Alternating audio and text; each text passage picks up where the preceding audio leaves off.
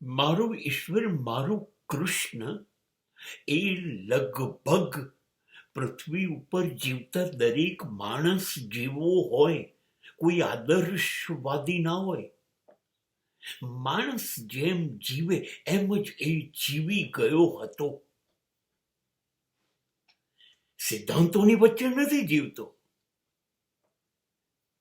એ તો વાલામાં વાલી માને એવું મોડે કહી શકે, મૈયા મેં નહીં માખણ ખાયો, મોઢે ઉપર માખણ ચોંટેલું હોય તો પણ. અને એવી દલીલો કરીને માને પણ કહેવડાવી દે, હા બેટા તે નહીં ખાધું હોય. આખું ગોકુળ જુઠ્ઠું બોલે છે. આ એ માણસ છે જેની 10 આંગળીઓ જે સૂર રેલાવે ને વાંસળીનો, તો યમુનાના પાણીના તરંગો બદલી જાય, વૃક્ષો લહેરાવા માંડે.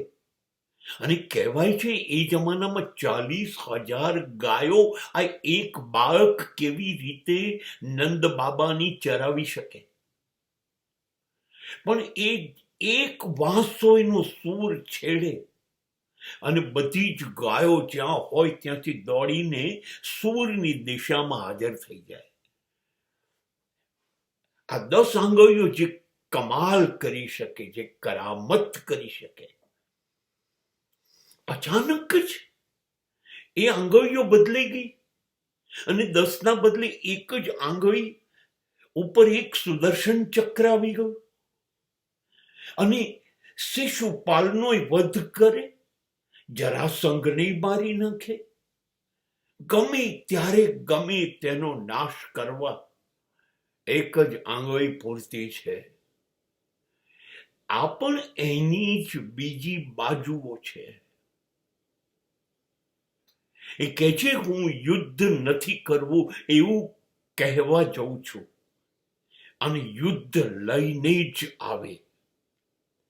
દરેક મિનિટે 1,00,000 શકુનીઓ ભાન ભૂલી જાય, એની આવડત ભૂલી જાય, એની ચાલ ભૂલી જાય, એની લુચ્ચાઈ, એની કપટલીલા ભૂલી જાય.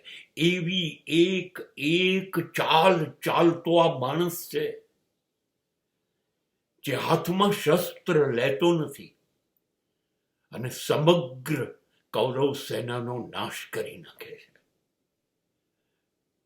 આ છે વારંવાર બદલાતો કૃષ્ણ.